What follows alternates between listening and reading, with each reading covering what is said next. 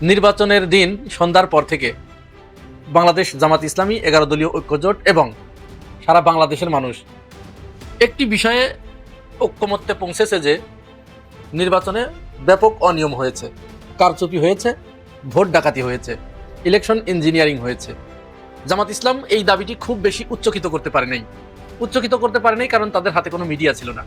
আর সন্ধ্যার পর থেকেই মিডিয়াগুলো একসাথে ঝাঁপিয়ে পড়েছিল এই মিডিয়াকুর মাধ্যমে ফলাফল আটকে দিতে। এই অভিযোগ জামাত ইসলাম শুরু থেকেই করে আসছিল এবং আমরা এটি দেখেছি। তারেক রহমান সাহেবকে বরণ করার জন্য সাংবাদিক, সাহিত্যিক, কবি, বুদ্ধিজীবী, রাজনীতিবিদ মানে তারা শেখ হাসিনার জামানাতে যেভাবে উৎফুল্লতা দেখাতে তার চাইতে আরো বেশি উৎফুল্লতা নিয়ে বিএনপি অফিসগুলোতে ঘুরঘুর করছে।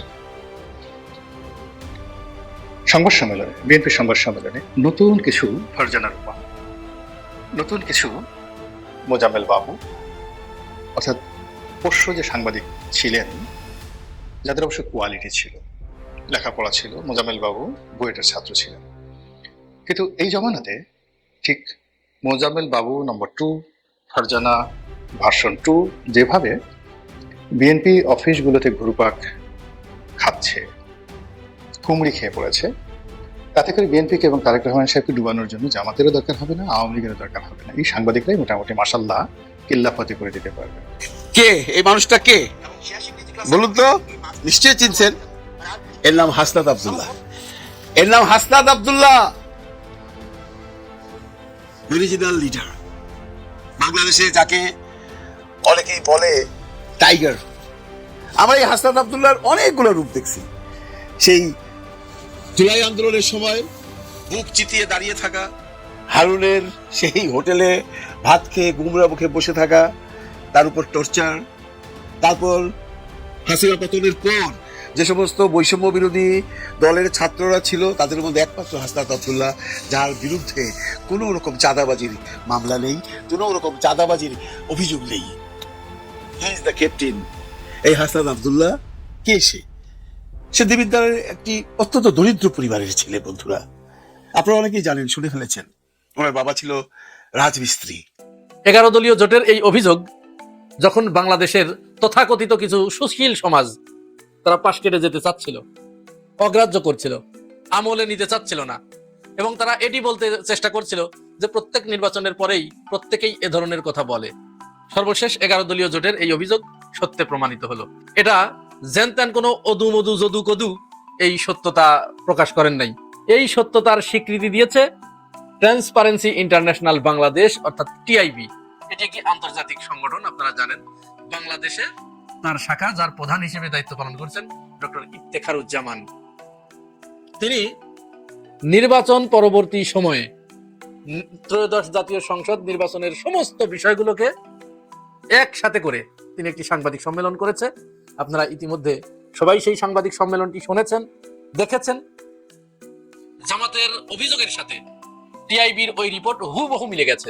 বরং কোন কোন ক্ষেত্রে জামাত যতটুকু অভিযোগ উত্থাপন করতে পারে নাই, এনসিপি যতটুকু অভিযোগ উত্থাপন করতে পারে নাই, 11 দল যতটুকু অভিযোগ উত্থাপন করতে পারে নাই, তার থেকেও ভয়ঙ্কর কিছু তথ্য উঠে এসেছে টিআইবির রিপোর্টে।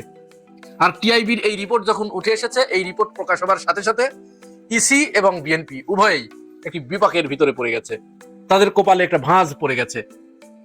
ইলেকশন কমিশন তো রীতিমতো তার থরথরি কম্প শুরু হয়ে গেছে যে এইরকম হম্বিতম্বি করলাম, আমরা পৃথিবীর শ্রেষ্ঠ একটা নির্বাচন উপহার দিতে চাইলাম, সেই নির্বাচনে এই অবস্থা।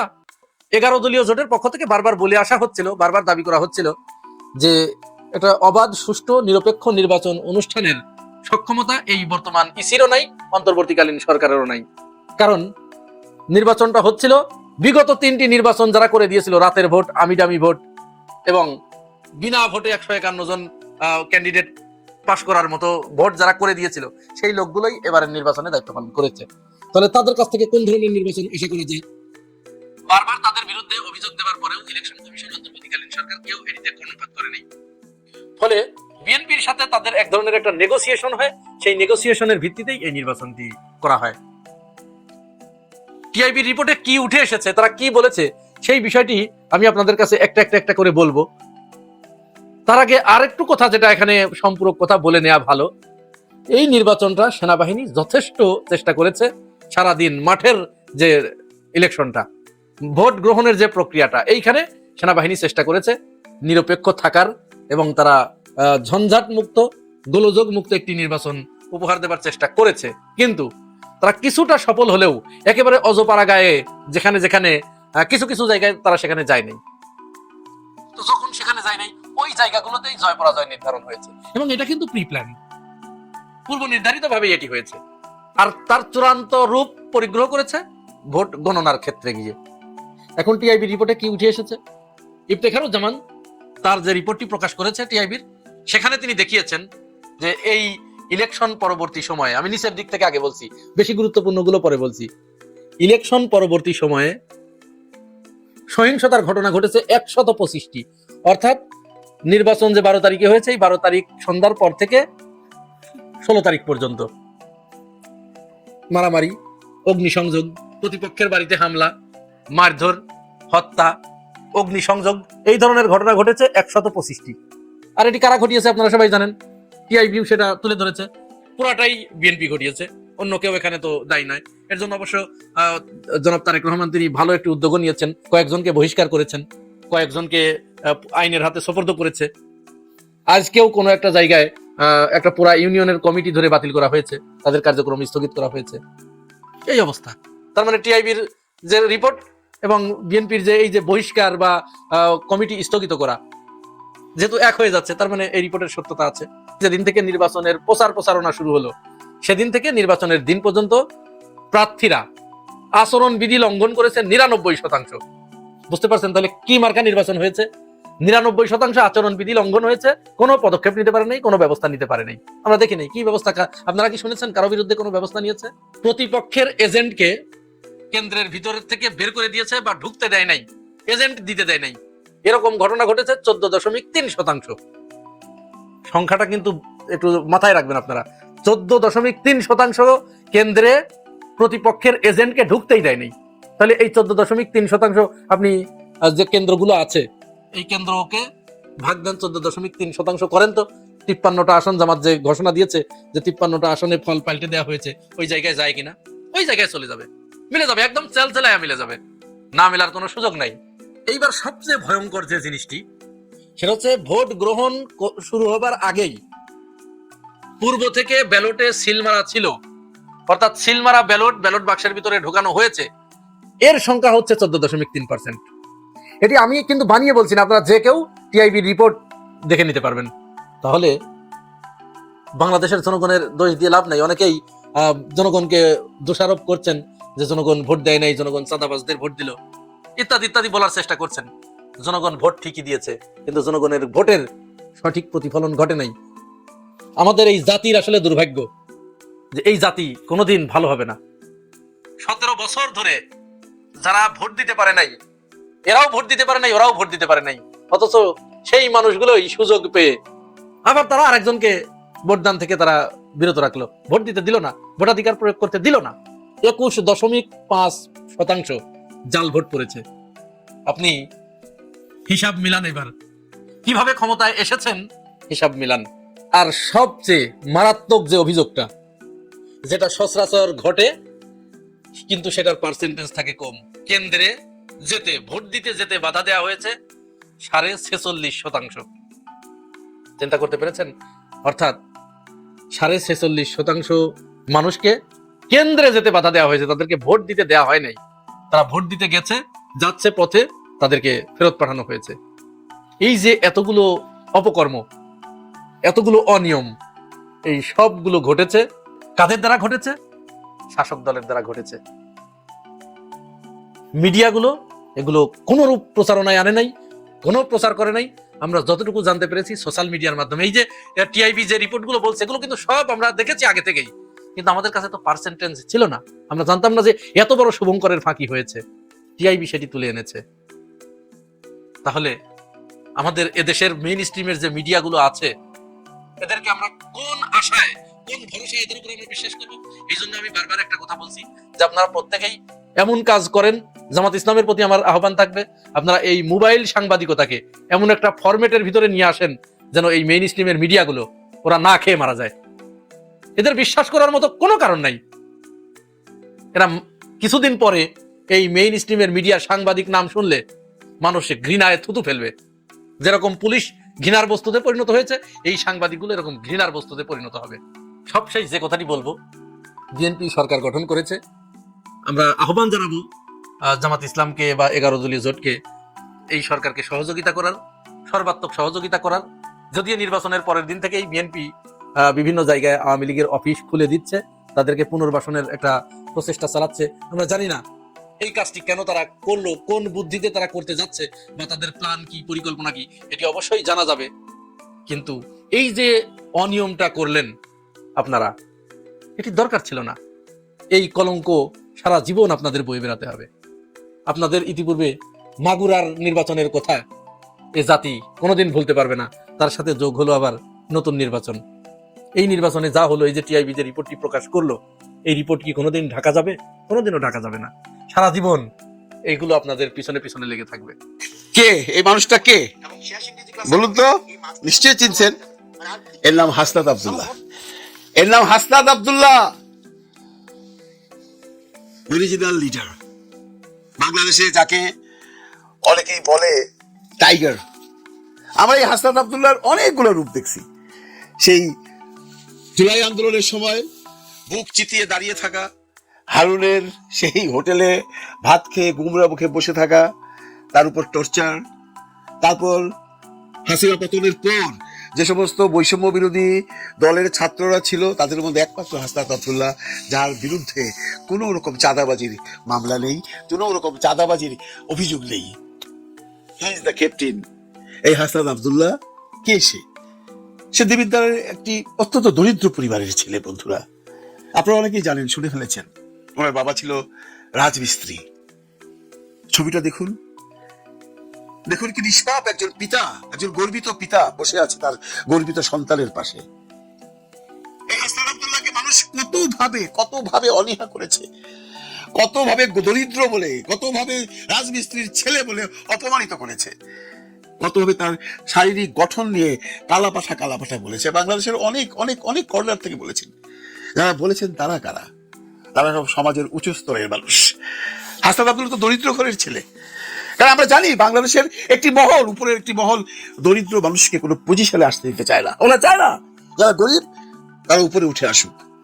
কিন্তু সব বাধা ডিঙিয়ে হাসনাত আব্দুল্লাহ উপরে উঠে এসেছেন।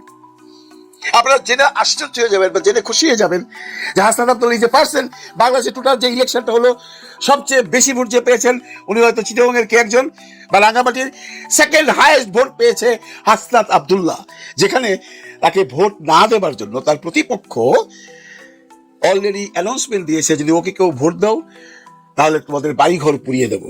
এবং তার যে প্রতিপক্ষ জসিমউদ্দিন সাহেব হাসনাত আব্দুল্লাহকে পাত্তাই দেয় নাই। এবং তার সাথে যে প্রথম প্রতিদ্বন্দ্বী ছিল মঞ্জুরুল হাসান মুন্সি সাহেব, তিনি ঋণ খেলাপির দায়ে ইলেকশন করতে পারেননি। তারপর তিনি ওই ট্রাক মার্কা, নূরের ট্রাক মার্কায় জসিমউদ্দিনকে উনি সমর্থন দিয়েছেন, প্রচুর টাকা পয়সা খরচ করেছেন। পারেনি, গরিবের সেন্টিমেন্টকে ধরে রাখতে পারেনি। বাংলাদেশে গরিবের সংখ্যাই বেশি, গরিবের প্রতি সাপোর্টই বেশি। আমরা দরিদ্র মানুষকে সাপোর্ট করব। তাছাড়া আব্দুল্লাহ এমন একটা মানুষ যাকে আপনি ভালো না বেশি পারবেন না। আপনারা দেখেছেন সেই যে শার্ট তার পরা ছিল, এটা নর্মাল ক্যাজুয়াল একটা শার্ট, একজোড়া স্যান্ডেল, একটা প্যান্ট, এইটা পরে সে পুরো ইলেকশনটা করেছে। মানুষের ঘরে ঘরে গেছে, দাঁড়ে গেছে, মা বোনদেরকে আম্মা ডেকেছে, বোন ডেকেছে, কুলে জড়িয়ে ধরেছে। ওরাও তাকে ধরে শান্তি পেয়েছে। ওরা বলেছে, তুমি আব্দুল্লাহ, তুমি আমাদের দেবিদ্বারের গর্ব শুধু নাও, তুমি বাংলাদেশের গর্ব। আমি ধরেই নিয়েছিলাম, আপনারা অনেকেই ধরে নিয়েছিলেন। যদি মুন্সি সাহেবও থাকতো, হাসনাত আব্দুল্লাহ হতো ওইখানকার এমপি। কারণ সৎ মানুষের প্রতি আল্লাহর একটা রহমত থাকে রে ভাই। আর কোন দরিদ্র মানুষকে নিয়ে, তার দারিদ্রতা নিয়ে যদি আপনি কোন রকম উৎসাহ ওঠান, কোন রকম ব্যঙ্গ করান, আল্লাহ তাআলা সহ্য করবে না, মানুষ তো সহ্য করেই না। আমরা ভুলে গেলে চলবে না, এই ধনী গরিবের দেশে গরিবদের সংখ্যাই বেশি। এই ধনীরা চায় না ভাই কোন একটা দরিদ্র ছেলে, একটা রিক্সাওয়ালার ছেলে, একটি রাজমিস্ত্রির ছেলে, একজন দিনমজুরের ছেলে, একজন দোকানদারের ছেলে বাংলাদেশের উচ্চ কোনো মহলে যাক। কিন্তু হাসনাত আব্দুল্লাহ যাচ্ছে, রাজমিস্ত্রির ছেলে হচ্ছে মন্ত্রী হচ্ছে না, মন্ত্রী হবে সে। আপনারা শুনলে খুশি হবেন, অলরেডি ডিসিশন হয়ে গেছে। 11 দলের যে জোট আছে জামাতের, সেখান থেকে আব্দুল্লাহকে চিফ হুইপ বানানো হবে বিরোধী দলীয়। কত ইমাজিন, চিফ হুইপ তার যে সম্মান, তার প্রতি মন্ত্রীর মর্যাদা স্বরূপ। তো হাসনাত আব্দুল্লাহ প্রতিমন্ত্রী মর্যাদায় সংসদে যাচ্ছে। এ কি শুধু মানুষের দোয়ায়? আল্লাহর রহমত আছে, আব্বা আম্মার দোয়া আছে। তার আব্বা যে রাজমিস্ত্রি, তার স্বপ্ন ছিল নিশ্চয়ই তার ছেলেকে পড়াশোনা করাবে, শিক্ষিত বানাবে, দেশের জন্য কাজ করতে বলবে। তার স্বপ্ন পুরো হয়েছে। I salute to his father. Hasnat আব্দুল্লাহর জীবন অনেক রঙিন বন্ধুরা। স্টুডেন্ট লাইফ থেকে সে শেষ করে সে এই যে আপনারা যে দেখলেন প্রথম একটা কোচিং সেন্টারের, খুব বড় বড় দুইটা কোচিং সেন্টারের সে লেকচারার, বলে একটা ইউনিভার্সিটির সাথে নাকি সে জড়িত আছে, ফ্লুয়েন্টলি ইংরেজি বলে, প্রচুর জ্ঞান তার। আমি একটা কোর্সের একটা ক্লাসের অনলাইন ক্লাসের একটুখানি ক্লিপ আপনাদের দেখালাম। যারা আব্দুল্লাহকে ছিলেন তারাই বলেছেন যে Hasnat Abdullah is a very educated person এবং ভেরি ইন্টেলেকচুয়াল পার্সন। সেই মানুষটাকে আপনারা যখন দাবিয়ে রাখতে চেয়েছিলেন তার দারিদ্রতার জন্য, আপনারা তো পারলেন না। দরিদ্রদের সাথে, গরিব মানুষের সাথে বড় লোকরা কোনো কম্পিটিশনে আসবেন না, কোনো লাভ হবে না। আপনারা খুঁজে রাখুন বাংলাদেশের যত অনেস্ট মানুষ আছে, যত অনেস্ট অফিসার্স আছে, যারা দরিদ্র ঘর থেকে গেছে তারাই অনেস্ট আছে। যারা উপর মহল থেকে এসছে তারা কেউ অনেস্ট নয়। আমরা দেখেছি, এবার ইলেকশনেও দেখেছি হাজার হাজার কোটি টাকা ঋণ খেলাপি ইলেকশন করছে। এদের তো ঋণ নেবারও কেউ নেই, ঋণ নেবারও কেউ নেই, ঋণ নেবেও না এরা কোনোদিন। এরা যে কদিন বাঁচবে দেশের জন্য কাজ করে যাবে, এটা আপনারা গ্যারান্টেড থাকতে পারেন। মানুষের রক্ত দেখলে, মানুষের চালচলন দেখলে, মানুষের স্বভাব চরিত্র দেখলে বোঝা যায় সে কি চায়। সে কি সে আর নিজের জন্য এখানটা এসছে, না জনগণের জন্য এসছে? আমি আপনাদেরকে এখনই বলে দিলাম, দেখবেন হাসনাত আব্দুল্লাহ তো বলেছে আমি গাড়ি নেবো না, সে স্কুটারে করে যাবে সংসদ ভবনে।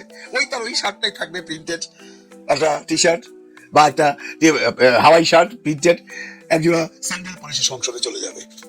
হিল মেক দ্য হিস্ট্রি এবং সংসদ সে কাঁপিয়ে রাখবে। আপনারা আব্দুল্লাহর সংসদে ভাষণ শুনবার জন্য বাংলাদেশের 18 কোটি মানুষ মুখী হয়ে বসে থাকবে, সে যে দলই করুক।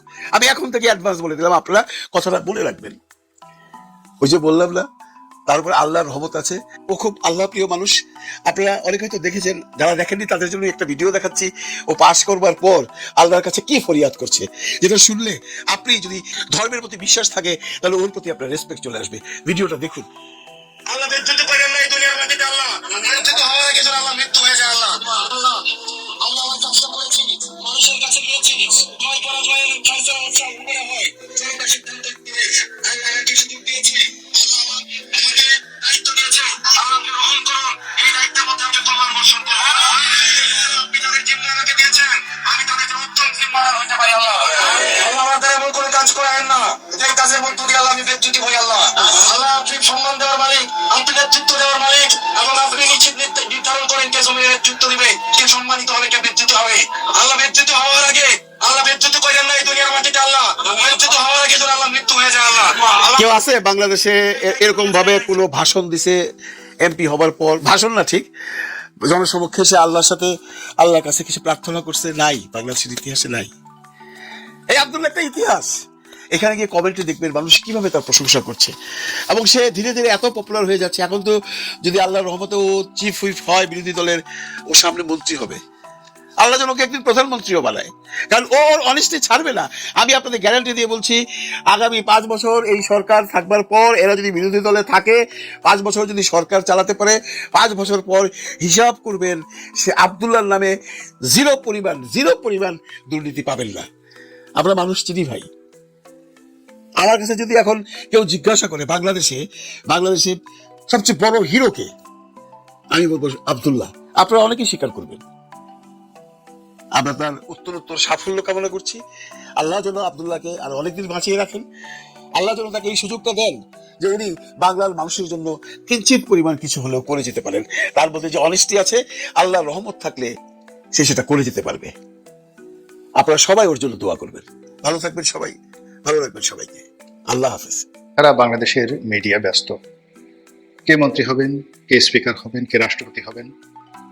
আর প্রধানমন্ত্রী পদে তারেক রহমান সাহেবের যে মনোনয়ন, এটা তো প্রায় নিশ্চিত।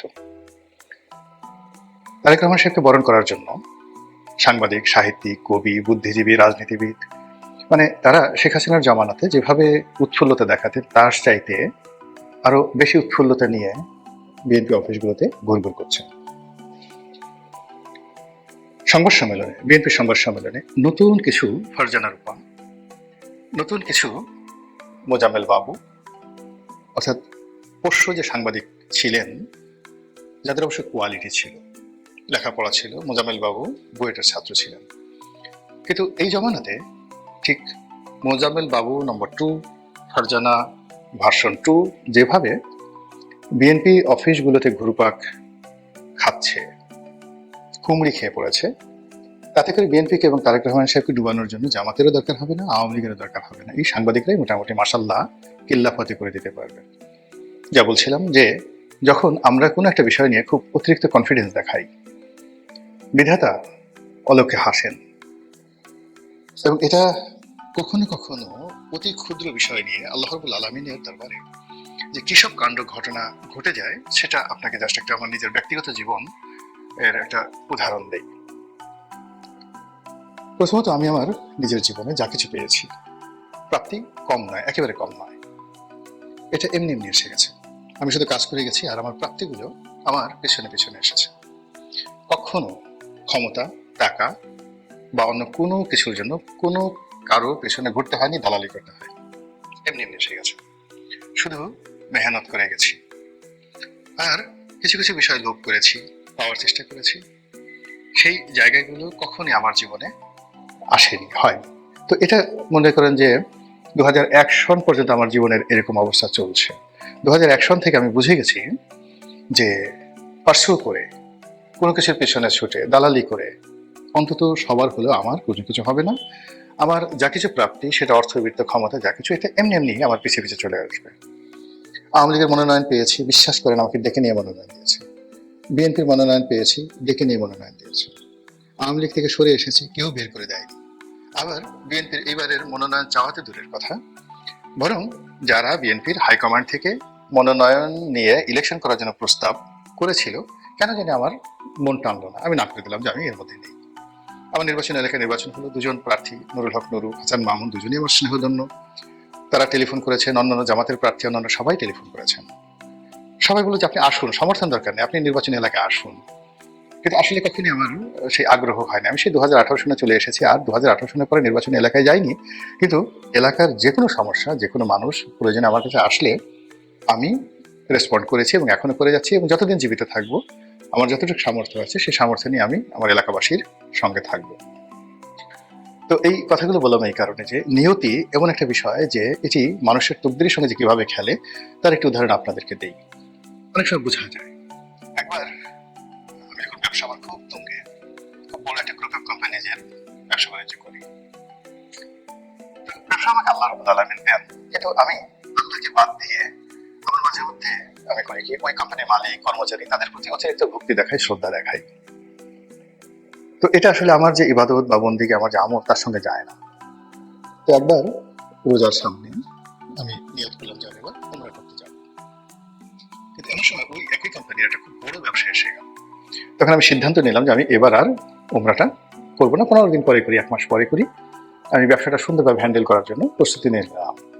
কিন্তু শেষ মুহূর্তে, যেটা একেবারে শতভাগ নিশ্চিত ব্যবসা, একেবারে শতভাগ, দীর্ঘদিন ধরে ওই কোম্পানির সবার সঙ্গে পারিবারিক সম্পর্ক দিয়ে, কিন্তু সেই ব্যবসাটা হলো না। আমি মেসেজ বুঝে গেলাম যে আল্লাহর পক্ষ থেকে মানে আমাকে একটা গ্রিন সিগন্যাল না, একটা রেড সিগন্যাল দেওয়া হলো যে you are in the bad way. তো যাই হোক, আমি সেই কোম্পানির অফিসে গেলাম এবং সিদ্ধান্ত নিলাম আমি উমরা করতে যাব। তো মালিকের সঙ্গে দেখা হলো, তিনি হাত ধরে বললেন যে রনি সাহেব, আমরা দুঃখিত, ব্যবসাটা আপনাকে দেওয়া উচিত ছিল, পাওয়া উচিত ছিল, গত 5-7 বছর যাবত আপনার সাথে করছি, কিন্তু কি করে যেন এই সিদ্ধান্তটা অন্যের পক্ষে চলে গেল। তাই বললাম যে ভাই, আপনার কোনো দোষ নেই, কোনো দোষ নেই, দোষ আমার। তো বললেন কেন কেন কেন? তাই বললাম যে দেখেন, আমি আসলে সারা জীবন সব কিছুর জন্য আল্লাহকে হাজির নাজির জেনেছি, রিজিকদাতা হিসেবে আল্লাহকে মান্য করেছি। এইবার প্রথম আল্লাহর পরিবর্তে আপনাকে একটু বেশি প্রিভিলেজ দিয়ে ফেলেছিলাম অন্তরে অন্তরে। ফলে আল্লাহ আমাকে একটা শিক্ষা দিয়েছে। তার ওখান থেকে সালাম করে, মানে সালাম দিয়ে আমি উমরা করতে চলে গেলাম। তো অবাক করার বিষয় হলো যে সেই মালিক, তখন আমি যে কথা বলছি, তিনি অনেক বড় ব্যবসায়ী ছিলেন। আমি তখন সবেমাত্র শুরু করেছি। কিন্তু পথ পরিক্রমায় আল্লাহ আমাকে এমন একটা জায়গাতে নিয়ে এসেছেন যে সেই মালিক তিনি মারা গেছেন, তার সন্তান সন্ততিরা ঠিক মনে করেন যে আমরা যে একটু গোলাম রনি হতে পারতাম। এই হলো দুনিয়ার অবস্থা। তো সেক্ষেত্রে আল্লাহর একটা প্ল্যান থাকে, রাজনীতির একটা প্ল্যান আছে। এই ধরুন তারেক রহমান সাহেবকে নিয়ে আল্লাহর যে একটা প্ল্যান ছিল, এটা শেখ হাসিনা বুঝতে পারেননি। কিংবা ডক্টর মোহাম্মদ ইউনূসকে নিয়ে আল্লাহ রাব্বুল আলামিনের যে প্ল্যান ছিল, সেটা শেখ হাসিনা বুঝতে পারেনি। এমনকি শেখ হাসিনাকে নিয়ে আল্লাহর যে প্ল্যান, এটাও তিনি বুঝতে পারেননি। আরো অবাক করার ব্যাপার হলো আগামীতে শেখ হাসিনাকে নিয়ে যে প্ল্যান, সেটাও আমরা বুঝতে পারছি না। এভাবে সমাজে অনেক কিছু মিরাকেল ঘটে। আর এই কথাগুলো বললাম মূলত জামাতকে নিয়ে। জামাত ক্ষমতায় যাওয়ার একেবারে উদগ্র বাসনা তারা পোষণ করেছিল, তারা সর্বশক্তি নিয়োগ করেছিল এবং এমন একটা ভাইব তৈরি করে ফেলেছিল, সেই ভাইবের কারণে তারা শুধু ক্ষমতায় আসবে না, তারা ক্ষমতা আসলে বাংলাদেশে কি কি হবে, কোথায় কোথায় কোন পরিবর্তন হবে, এই বিষয়গুলো নিয়ে সমাজে রীতিমতো ভীতি ছড়িয়ে পড়েছিল। কিন্তু ব্যক্তিগতভাবে আমার কাছে কখনোই মনে হয়নি জামাত ক্ষমতায় যেতে পারবে, বিভিন্ন কারণে। প্রথমত যে গত সেই 2009 থেকে আজ অবধি কিংবা তারও আগে সেই 1986 যখন আমার সাংবাদিকতার জীবন শুরু, তখন থেকে জামাতকে চিনি, ঘনিষ্ঠভাবে চিনি। জামাতের বহু নেতা, তাদের সঙ্গে একান্তভাবে মেলামেশা করার সুযোগ হয়েছে, ওই দলটিকে বোঝার ক্ষমতা হয়েছে, আর বাংলাদেশে ইসলামী রাজনীতি কিভাবে পরিচালিত হয় এটা among the politician and political analyst here in Bangladesh. আমার কাছে মনে হয় যে আমি এই বিষয়টা নিয়ে যত চিন্তা ভাবনা করি, আর এই বিষয়ে আমার যত গবেষণা রয়েছে, যত মেলামেশা রয়েছে, আন্ডারস্ট্যান্ডিং রয়েছে, এটি অন্য কোনো পলিটিশিয়ানদের মধ্যে আমি দেখিনি, হয়তো কেউ থাকতে পারেন। তো সেই দিক থেকে আমার কাছে মনে হয়েছিল যে জামাত ক্ষমতায় এইবার আসছে না। এর কারণ হলো জামাতের সঙ্গে অতি উৎসাহী কিছু লোক জুটে গিয়েছিল। যেমন ধরুন বাংলাদেশের একজন সাংবাদিক, যাকে মুসলিম সাংবাদিক হিসাবে সবাই মনে করেন, মূলত তিনি বিএনপি পন্থী, কিন্তু হঠাৎ করে তিনি জামাতের প্রতি অতিরিক্ত যে পক্ষপাতিত্ব দেখালেন, জামাতের মেন্টর হয়ে গেলেন। এটা জামাতকে অন্য অনেকের কাছ থেকে দূরে সরিয়ে দিয়েছে। কেননা মুসলিম সাংবাদিক মাহমুদুর রহমান নিঃসন্দেহের সাথে আমার সঙ্গে তার খুব ভালো সম্পর্ক, কিন্তু তার বন্ধুত্ব মানেই তার যে অপোনেন্ট যে গ্রুপ, তারা শত্রু হয়ে গেছে জামাতের। তো এই যে ইন্টেলেকচুয়াল লেভেলে জামাতের যে শত্রুতা, সেই শত্রুতা জামাত মোকাবেলা করতে পারেনি। অথচ এই যে ইন্টেলেকচুয়াল লেভেলে গত 20-30 বছর ধরে জামাত যেভাবে একটা কি বলা হয় রিলেশন তারা করে ফেলেছিল, এটা এই গত 17 মাসে ভেঙে চুরে চূর্ণ হয়ে গেছে।